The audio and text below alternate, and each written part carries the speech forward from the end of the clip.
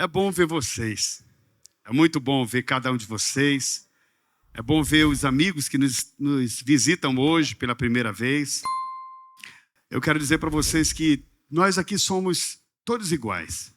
Todos nós somos alvos do amor de Deus. Esse que é o ponto importante. É por isso que talvez você esteja vivendo um momento difícil agora. E alguém que está do seu lado não está difícil, ele está vivendo o melhor momento da vida dele. Mas talvez o teu momento ruim vai chegar também, faz parte da vida, né? E uma coisa linda que a palavra de Deus nos ensina, Jesus nunca prometeu que você ia viver o tempo todo de boa, né? Nem ele viveu aqui na terra. Ele disse que nós teríamos o quê, gente boa? Aflições. E o que mais que ele disse? Que nós tivéssemos bom ânimo, porque ele venceu. E ele não venceu como um Deus. Ele venceu como homem. Então ele disse, se vocês seguirem os meus passos, vocês também vão vencer. Amém? Ninguém quer perder, né, gente boa? A gente pelo menos quer vencer, né, Jonas? E apesar de a história, às vezes, revelar que Jesus perdeu, porque que líder é esse que é morto, e morto da forma mais cruel que se conhecia na época? É meio estranho, né? Normalmente, esses caras, eles chegam, eles têm um monte de segurança, né? Uns brutamontes ali, armados até os dentes. Jesus não tinha nada disso. A arma dele, sabe qual era? O amor. Essa era a arma. Eu diria que essa é a arma mais letal. Porque o amor vence tudo. Agora, para amar, você precisa se entregar. E é aí que ninguém quer. Não é? A gente quer ser amado. E ele se entregou. Hoje eu quero falar com vocês um pouco sobre um tema bem desafiador. Nós estamos falando sobre discipulado e temos entendido que o discipulado real é aquele que segue Jesus e após seguir Jesus, ele faz seguidores. São os dois lados do discipulado, se nós pudéssemos dividir em dois pedaços. Primeiro, ele se torna discípulo quando começa a seguir Jesus. E segundo, ele faz discípulos. Por isso que ele diz que eles deveriam ir e fazer discípulos de todas as nações. Vamos orar? Senhor, a tua palavra já começou a ser ensinada. Mas nada eu tenho de mim, Senhor Deus, que possa dar. Por isso eu peço em nome de Jesus, que o Senhor fale através de mim. Um vil pecador como sou, necessitado da tua graça e da tua bondade. Me ajude a ser útil nas tuas mãos. E que o Senhor seja honrado e exaltado por tudo isso. Senhor, tira toda a distração do nosso meio, do celular, ou de pensamento, de preocupações.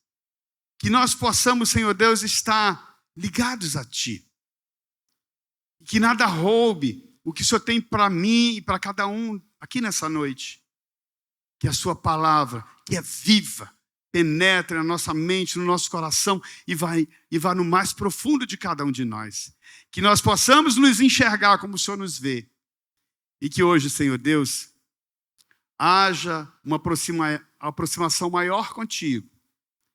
Que a tua palavra, Senhor Deus, seja viva para nós e transforme as nossas vidas. Em nome de Jesus. Amém. Então, como eu falava, nós vamos falar sobre o discipulado e a cruz. O texto é Marcos capítulo 8, versículo 31 ao 38, que diz assim: começou a ensinar-lhes que importava que o Filho do Homem padecesse muito, que fosse morto, mas que depois de 3 dias ressuscitaria. Que ensino, né, cara? Vocês já pararam para pensar nisso? Jesus que estava ensinando que ele ia padecer muito, sofrer, seria rejeitado pelos líderes do povo, principais sacerdotes, pelos mestres da lei, e que ele seria morto, mas depois de 3 dias ressuscitaria. Versículo 32. E dizia abertamente essas palavras. Vamos ler juntos a partir de 32? Pode ser nessa linguagem mesmo. Vamos lá. Enquanto falava abertamente com os discípulos, Pedro chamou do lado e o repreendeu por dizer essas coisas. Jesus se virou e olhou para seus discípulos e repreendeu Pedro. Se tentar se apegar à sua vida, a perderá. Mas se abrir mão da sua vida por minha causa e por causa das boas novas, a salvará. Que vantagem o mundo inteiro, mas perder a vida. Pode ler. E que daria o homem em troca de sua vida? Se alguém se envergonhar de mim e de minha mensagem nesta época de adultério e de pecado, o Filho do Homem se envergonhará dele quando vir na glória de seu Pai com os santos anjos. Amados, um discurso bem desafiador, porque, primeiro, que nós vivemos uma era dentro das igrejas que não é muito não é politicamente correto, entre aspas, essa frase, fala disso, fala de morte, fala de cruz. As pessoas, elas querem o prêmio, mas não querem participar do desafio da corrida. Né? Elas querem o pagamento, mas não querem pagar o preço. Elas querem a recompensa, mas não querem andar com Jesus. E esse tipo de evangelho que nós temos pregado aqui nas terças-feiras, que a gente chama de uma graça barata, um evangelho barato, ele promete. Tem igrejas, eu não estou aqui para criticar, não é esse o meu propósito, mas é uma realidade. Todo mundo vê. Que prega o pare de sofrer. Agora você vê Jesus aqui dizendo, eu quero avisar para vocês claramente que eu vou sofrer. E quando eu sofrer, eu vou sofrer muito. Eu não vou sofrer pouco. Além do sofrimento, junto com o sofrimento, muitos vão me rejeitar. E ele faz uma lista de quem vai rejeitar. Ele diz que os líderes do povo, em algumas linguagens diz os anciãos. Ele fala que os principais sacerdotes, ou seja, os religiosos, os caras que deveriam defendê-lo. E depois ele fala ainda sobre os mestres da lei. Essa turma, ele diz, vai me rejeitar. E o interessante nesse episódio é que o Pedro, velho Pedrão, o Pedro sempre se metia nas coisas, era aquele cara, ele chega com Jesus, eu não sei, não diz o que é que ele disse para Jesus. A gente então pode imaginar que ele tem dito, ô chefe, pare com isso, os caras não vão gostar. Você está dizendo que vai morrer? Que história é essa? O senhor não vai morrer, não, nós estamos aqui juntos. Nós vamos para frente, cara. Cara, né? Cara. É? Nós estamos juntos, é nós, tu vai ser rei. E o que Jesus faz com Pedro? Vocês prestaram atenção na repreensão? Ele diz, vai para lá, Satanás. E olha o que é que ele completa. Afasta diante de mim, Satanás, porque não compreende as coisas que são de Deus. Não compreende as coisas que são de Deus, mas as que são dos homens. Os homens não entendem o poder do sofrimento. Eles não entendem que aquele processo que Jesus passaria era o único meio pelo qual Deus usaria para reconciliar o homem com Deus. O sacrifício que até então era feito, isso eles entendiam bem, por animais, agora seria um homem. Lá no Éden, quando aquele casal pecou, eles fizeram roupas de folhas de uma planta para se cobrir, porque eles descobriram que estavam nus.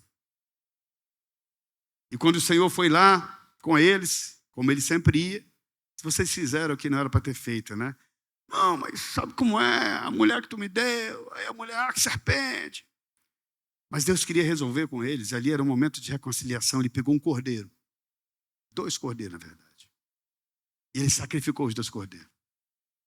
E com a roupa daquele cordeiro, com o pelo daquele cordeiro, ele fez roupas para eles. Então veja, naquele momento era um cordeiro para cada pessoa. No tempo de Moisés, era um cordeiro para cada família. E no tempo de Jesus, era o cordeiro de Deus que tirava o pecado do mundo. Um cordeiro pela humanidade. Então veja, o sofrimento de Jesus fazia parte do processo. E, como eu disse, quando você não entende certas coisas, você tem apenas que confiar. Jesus confiava no Pai. O plano perfeito era esse. O plano perfeito não era Jesus vir com os seus anjos e destruir todo o inferno. Diz, vamos lá, vou levar meu pessoal, vocês ficam aí, vão tudo para o inferno. Mandava logo todo mundo para o inferno. E é só eu e mais alguns aqui, todo mundo né, daqui. E resolvia rápido. Mas não, ele se esvaziou. Ele nasceu de uma mulher pobre. Ele não nasceu no Adventista. É o Adventista que é o melhor aqui, em Manaus. Ele nasceu numa manjedoura. Não tinha lugar onde ele nascesse. Então, o sofrimento, ser rejeitado, ser moído como ele foi, não era nada atrativo.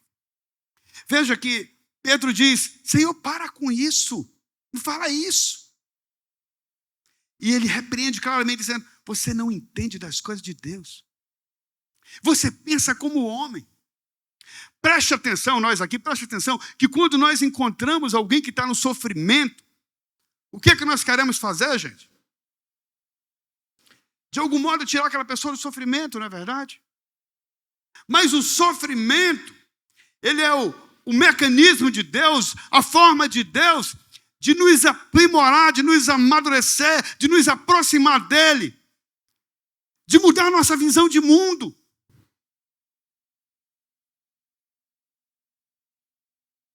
Nós temos vivido com pessoas que nos cercam, que sofrem. Mas você vê que a espiritualidade delas é diferente. Porque o sofrimento nos aproxima de Deus.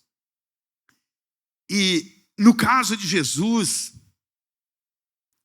ele não estava buscando o mimo dos homens. Muitas vezes a gente celebra o sofredor.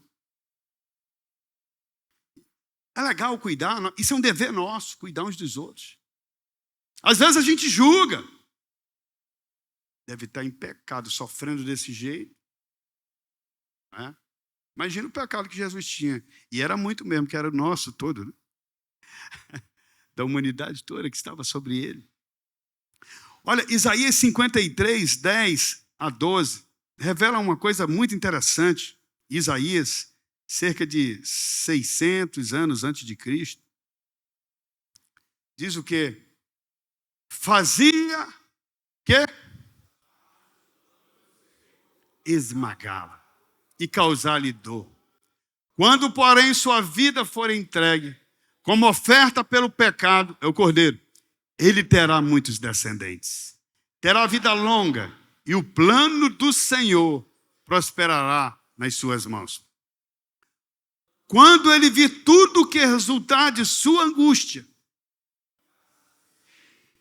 ficará triste? Ficará satisfeito? Vamos lá. E de tudo que meu servo justo passou, ele fará que muitos sejam considerados justos, pois levará sobre si os pecados deles. Eu lhe darei as honras de um soldado vitorioso, pois ele se expôs à morte, foi contado entre os rebeldes, levou sobre si a culpa de muitos, intercedeu pelos pecadores. Então, queridos, Jesus não buscava o mimo dos homens, nem a honra humana. Ele buscava a aprovação do Pai, estão ligados? O plano de Deus era isso. Se alguém disser que Jesus é um sofredor e tentar mimá-lo, Ele sabia que ele passaria pelo sofrimento. Jesus sangra naquela cruz até a morte. Porque as Escrituras diziam isso. Tinha que se cumprir. Eu fico pensando que o sofrimento de Jesus foi tão grande que eu penso que ele ficou realmente desfigurado. Porque não era apenas um sofrimento físico, era um sofrimento espiritual extremamente profundo, porque toda a força das trevas estava contra ele. Eu acho que aquele filme, é Mel Gibson, aquele cara aqui, é o que mais deve se aproximar, porque ele fica bem desfigurado, o ator que faz aquele filme. Se você puder, assista. No momento que você tem um tempinho, assista, vai valer a pena. E quando Satanás percebeu que o plano de Deus era realmente moê-lo, ele tentou impedir. Pedro tentou impedir. As igrejas hoje tentam impedir que você viva o sofrimento. Eu não estou aqui pregando que a gente tem que sofrer, não. O Senhor veio trazer vida abundante, mas do jeito dele. Quanto maior o sofrimento, maior a graça.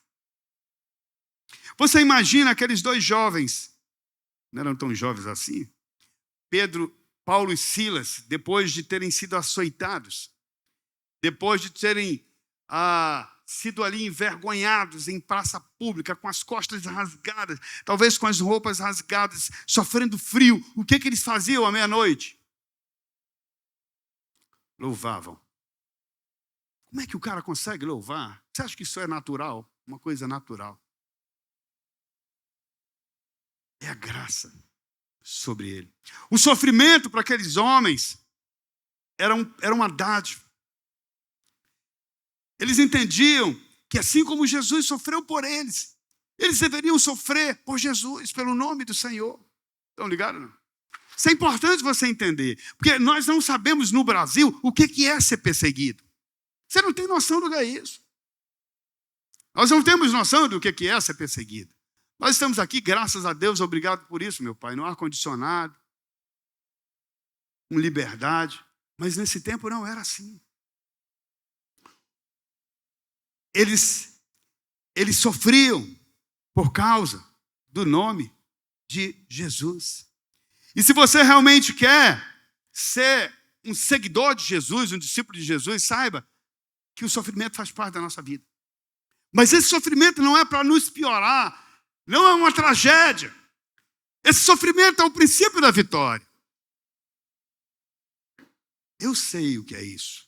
Mas hoje Deus me fez entender algumas coisas dos sofrimentos que eu já passei. E eu tenho crescido muito com isso.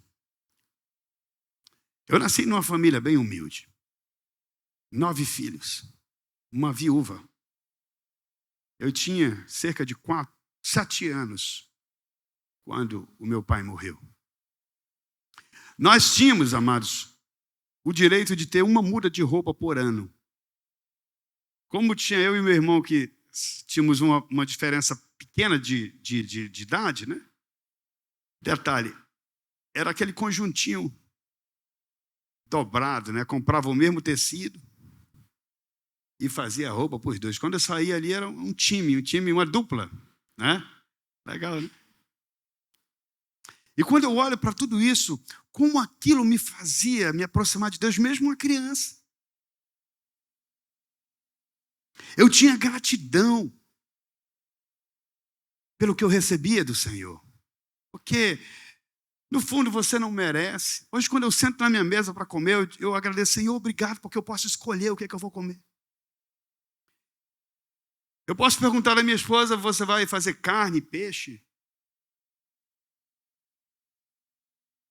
Porque Deus nos dá. Mas aquela base, a construção da base, foi no sofrimento. E esse sofrimento não me piorou, vocês estão entendendo? Não me tornou pior do que ninguém. Me aproximou de Deus, me faz valorizar pequenas coisas. Tinha um momento de eu agradecer a Deus por ter um sabonete para tomar banho. Tinha tempo que não tinha.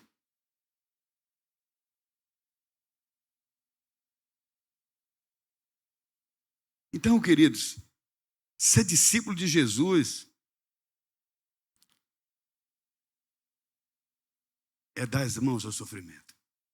Mas não é um sofrimento que vai te piorar. A mentalidade da igreja moderna diz isso. Que você é filho do rei, você é isso, você é aquilo outro. É o Deus fast food. É o Deus da maquininha. Você aperta, ele te dá a bênção. Quer a bênção, mas não quer ele. Estão ligados? Ele é a própria bênção. Ele é a própria bênção.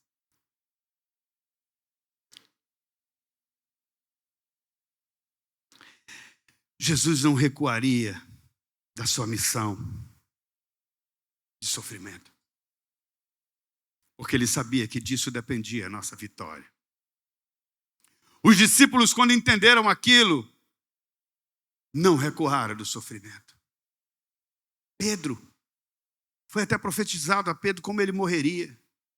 Quando ele chegou no dia da sua morte, que ele seria crucificado, ele disse: eu não sou digno de morrer como o meu mestre.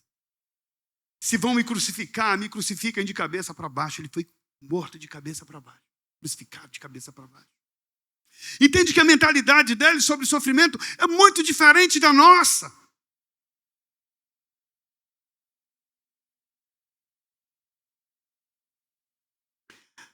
Os sofredores têm uma sensibilidade maior da presença de Deus o tempo todo.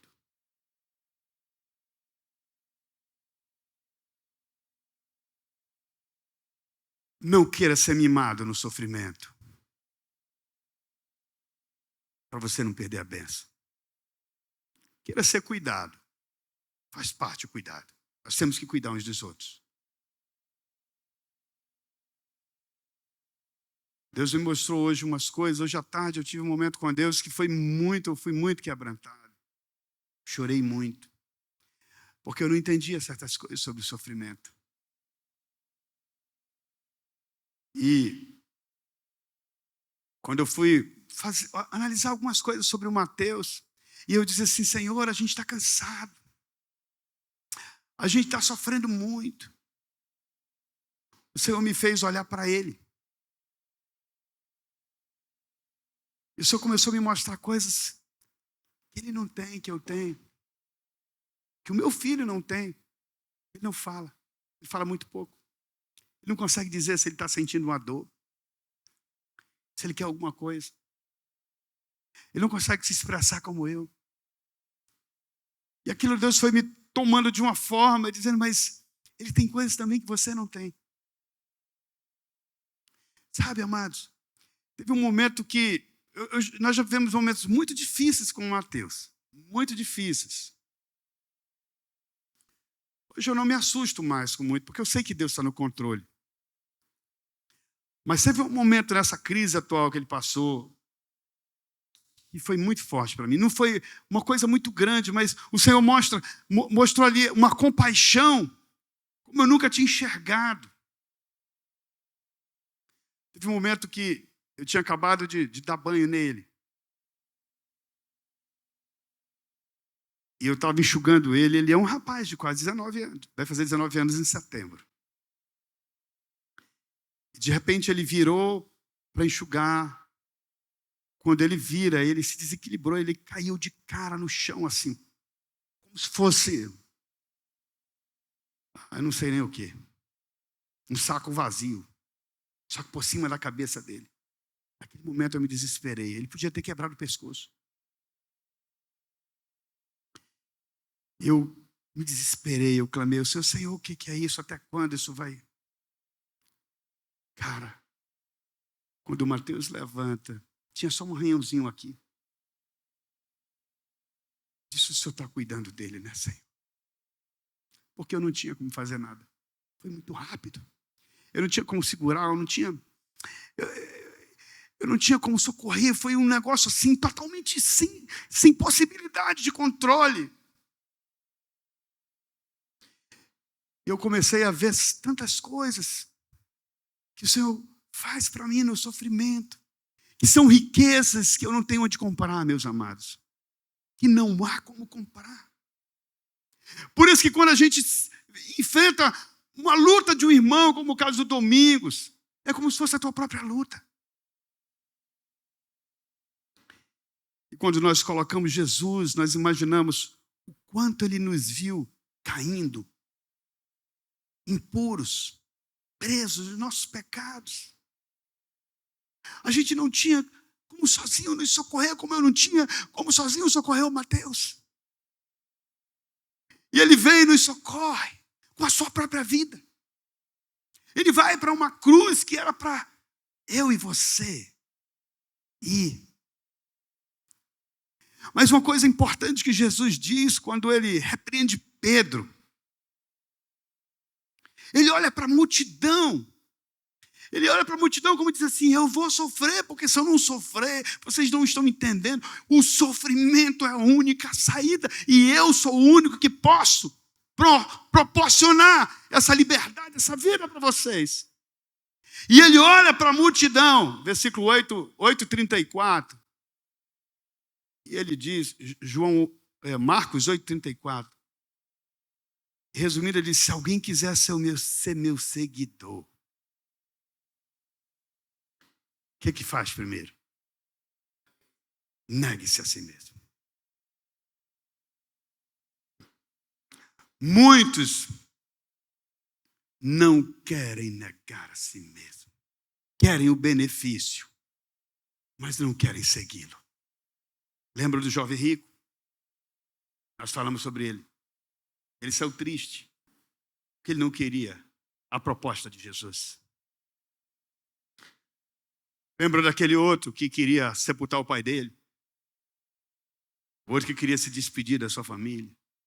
Cada um tem o seu motivo.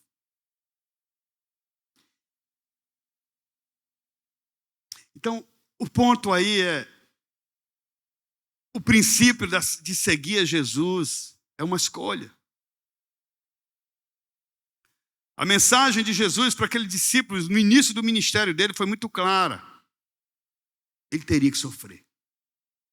E para eles era fácil entender, porque todo o discípulo seguia o caminho do seu mestre. Então, todo mestre que sofreria, o discípulo sofreria. Então, a mensagem era clara para eles, que ele teria que sofrer. E eles também sofreriam. Essa mensagem é clara para você. Como é que você enxerga o sofrimento? Eu hoje não enxergo mais o sofrimento como se eu fosse um coitadinho. Nada me falta, gente. Vocês não têm noção. Eu não estou falando isso aqui uma propaganda. É uma pura verdade. Eu vivo uma vida de milagre. Naturalmente. Continuamente. Não me falta nada. Eu estou ligado à fonte. E o sofrimento é um dos instrumentos de Deus para isso. Lembram de Paulo? Paulo, ele sabia, pelo tanto de coisa que ele recebeu de Deus, Deus colocou um espinho, ele chama de espinho na carne, um problemaço, que é como se esbofeteasse a cara dele todo dia. E ele disse, Paulo, se eu tirar o problema, ele orou 3 vezes. Se eu tirar o problema, vai dar errado. Você precisa caminhar no sofrimento. A minha graça te basta, porque o meu poder se aperfeiçoa na fraqueza. Estão ligados? Satanás pensa que a doença, ou pode pensar, te parou. Ele pode pensar que o problema desse tamanho te destruiu. Mas se você está seguindo Jesus, você se negou a si mesmo, começou a seguir Jesus, o Senhor faz com que aquilo se transforme para o seu bem. Colabore para o seu bem. Coopere para o seu bem. Olha, Jesus, ele nunca força. E nem é superficial a mensagem. Nada é forçado. O discípulo escolhe. Está muito claro. Você quer seguir? Negue-se a si mesmo. Você sabe quando é que você pode fazer um teste de que você começou o processo de seguir Jesus? É quando você começa a ter transformação na sua vida, mudança na sua vida. É quando alguém encontra contigo na rua e diz assim: ah, fulano, rapaz, tu é muito sem vergonha, né, bicho? Ainda continua naquelas pontinho. Ah, tu ainda continua falar, bebendo, rapaz, tu bebia muito. E aí o cara diz assim: cara, eu não sou mais aquele homem. Eu não sou mais aquele cara que tu conheceu. Não tenho prazer mais naquilo. O que eu bebo hoje é água viva que desceu do céu. Antes eu me envolvia com um monte de mulheres. Hoje eu sou feliz com a minha esposa. Quando você começar a dizer essas coisas, que aquele homem não existe mais e que você nasceu de novo, alguma coisa de fato está mudando na tua vida. Você escolheu o lado certo. É sempre uma escolha.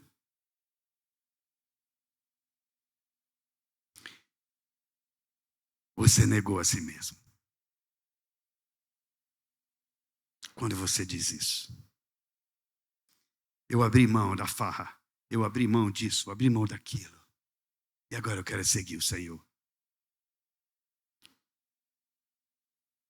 Você fez o primeiro passo. Começo para seguir a Cristo é negar a si mesmo. Fundamento é a sua palavra. Guardar a palavra. Depois ele diz: tome a sua cruz. Tome a sua cruz. Ninguém que não negou a si mesmo pode carregar uma cruz. Não tem como. É incompatível, é impossível. E todos que negaram a si mesmo vão carregar uma cruz. A cruz não é um símbolo de fracasso. A cruz é a caminhada da vitória. A cruz é o caminho que o mestre passou e que os seus seguidores precisam passar. Vão passar. Ela não é uma tragédia. Ela é um símbolo. Ela é um símbolo de amor. Um símbolo de união com Cristo. Ela tem o poder de nos unir como povo. E povo de Deus. Sem a cruz, nada disso existiria. A cruz foi o princípio da ressurreição. Ele tinha que morrer primeiro. Você não pode ressuscitar um vivo. Então a cruz é o lugar do sacrifício do cordeiro vivo. É o lugar da morte, mas é o lugar também da vida. Infelizmente, essas coisas são difíceis de pregar e de ouvir, porque nós vivemos um tempo, pastor Toninho, do evangelho do consolo.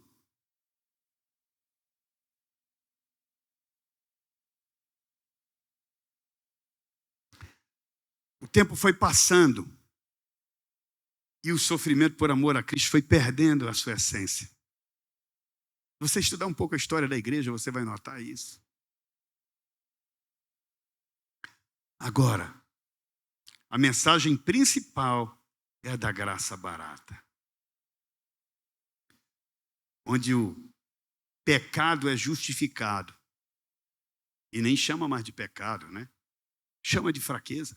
Foi uma fraqueza.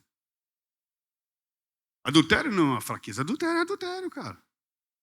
Roubo não é uma fraqueza. Roubo é roubo. Imoralidade não é uma fraqueza. E cada uma dessas posições acontecem porque o seu mestre não é Jesus. Ele não rouba, ele não adultera. Você segue o seu mestre. Quem é o seu mestre?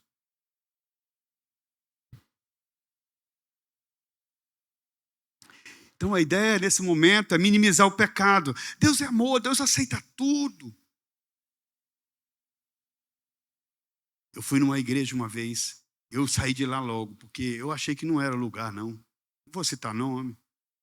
Mas a principal mantra que soltava lá era: eu quero, eu consigo, eu quero, eu consigo, eu... Meu Deus, o que é isso?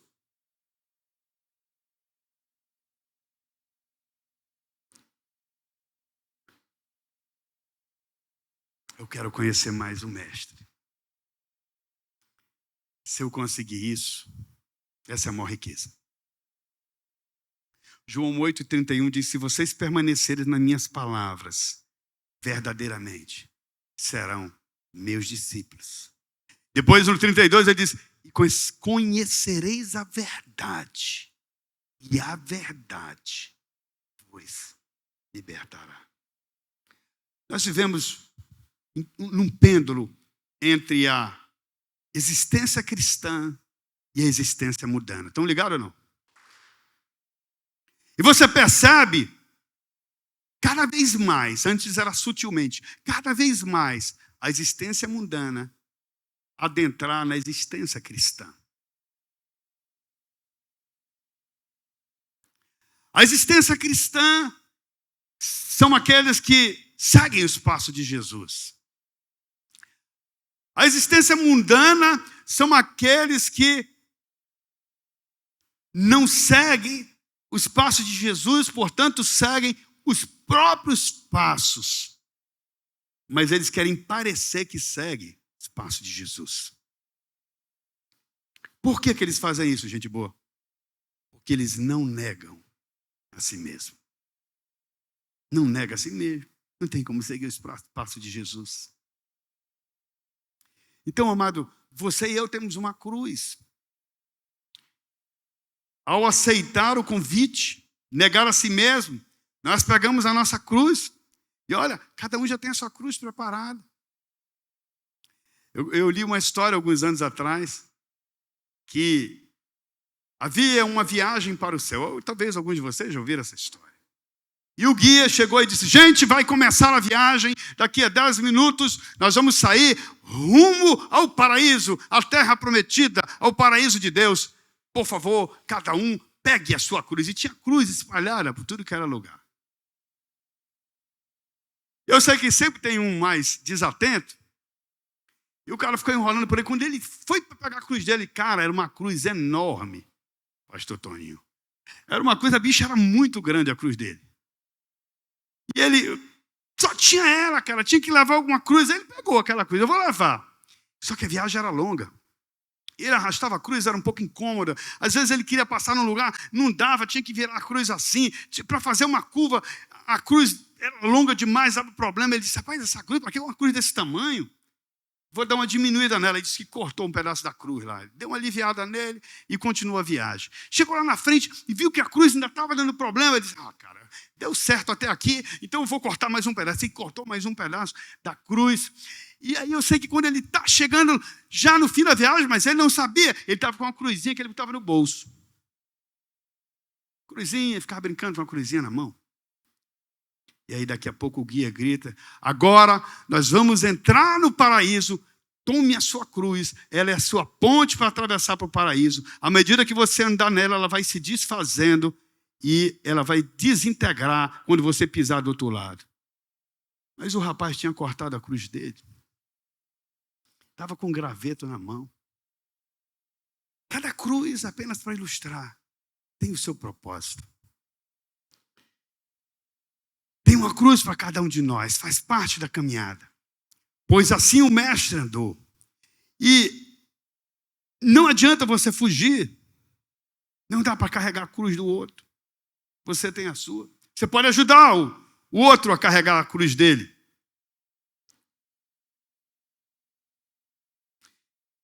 Fica de pé aí, gente boa. Pergunta aí para quem está do seu lado. Tu já sabe qual é a tua cruz?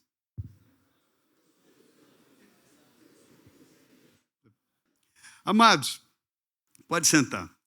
Eu já vou caminhar para concluir essa palavra de hoje. O sofrimento natural que nós temos, ele é instrumento nas mãos de Deus. O Afrânio passou por uma luta com a esposa, né, Afrânio? E aí?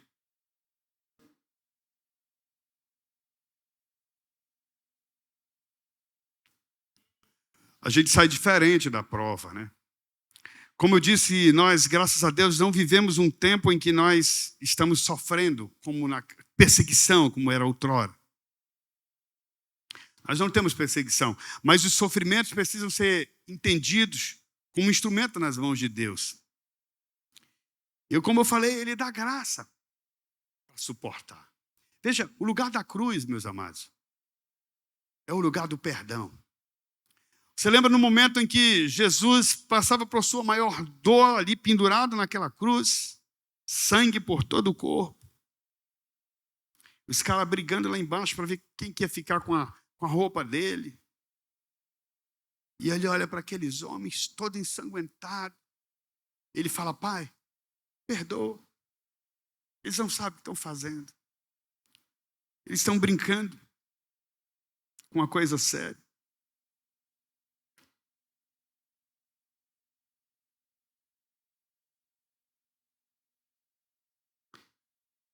A cruz é o lugar em que nós entendemos a fraqueza do outro. Ele não nos torna melhor do que o outro. Ele nos enche de compaixão do perdido. Veja que o discípulo vai sempre seguir os passos do seu Senhor. Como eu disse, discipulado é a união do discípulo com Cristo. Ele se torna mais parecido com Ele. Por isso que a igreja, de um certo modo, tem que sofrer. Não tem jeito, é isso que vai aproximar ela de Deus. Mas ela sempre vai vencer o sofrimento. Sempre ela vai vencer o sofrimento. Jesus venceu o máximo do sofrimento, sabe aonde? Na cruz. Você já parou? Você sabe qual é o seu máximo de sofrimento? Quem sabe quem é o máximo de sofrimento? Acho que ninguém sabe qual é o máximo de sofrimento.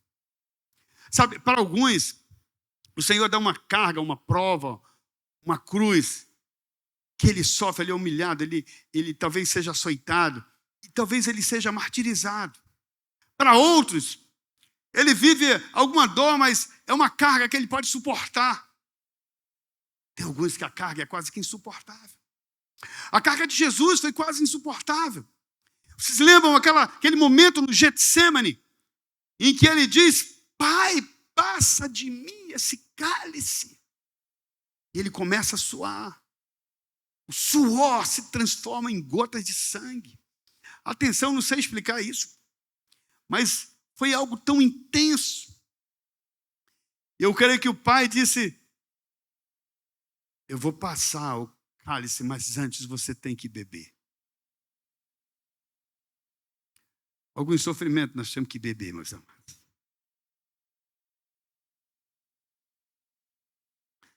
Porque é através daquela perda, daquela dor, que você vai encontrar a vitória. Não desista no sofrimento. Não desista. Não desista no sofrimento. Jesus venceu naquele momento, meus queridos, o inferno. Ele venceu o inferno. E ele venceu o inferno como homem. Olha, seria muito fácil se Jesus estivesse naquele momento, com todo o poder que ele tinha,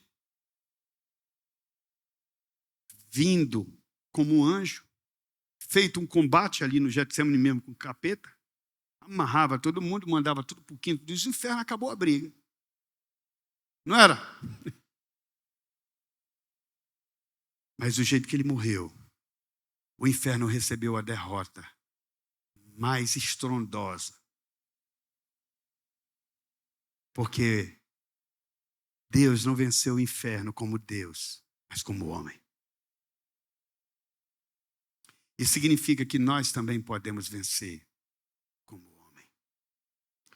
Como o texto diz, obedecendo até a morte, e morte de cruz.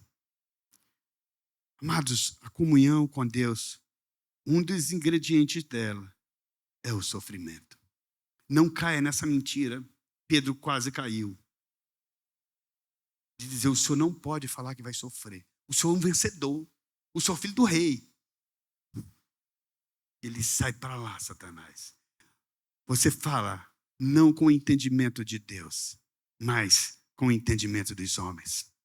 Quero concluir lendo 2 Coríntios,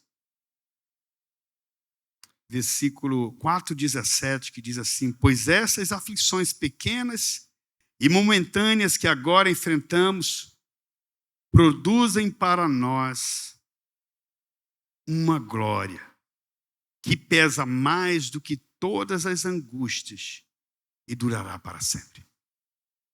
O sofrimento é temporário, a glória é eterna. Portanto, não olhamos para aquilo que agora podemos ver. Em vez disso, fixemos o olhar naquilo que não se pode ver. Pois as coisas que agora vemos logo passarão. O sofrimento é temporário, mas as que não podemos ver durarão para sempre. Você e eu somos chamados para sofrer também pelo mundo. Eu me compadeço quando eu vejo um homem que não está vivendo o que ele foi criado para viver. Ele precisa de reconciliação. Jesus, o plano dele era reconciliar todo o universo com Deus. Quando o véu do templo se rasga, ali ele diz, acabou a divisão. Agora qualquer homem pode chegar ao Pai. Eu paguei por você. Eu paguei o teu preço. A cruz, ela mostra morte e vida, reconciliação e comunhão, ressurreição e glorificação. O sofrimento e a rejeição é o caminho para a vitória. Lembrem, gente, que Jesus carregou a cruz. Por que você não vai carregar? Por que você não carregaria? Às vezes, você tem que carregar a carga do outro. Gálatas 6, versículo 2, Paulo diz assim, ajudem a levar os fardos uns dos outros e obedeçam desse modo a lei de Cristo. Nós precisamos ajudar, mas cada um tem que tomar a sua cruz. Eu quero ler o Marcos 8:34, que diz assim, se alguém quiser ser meu seguidor, negue-se a si mesmo, tome a sua cruz e siga-me.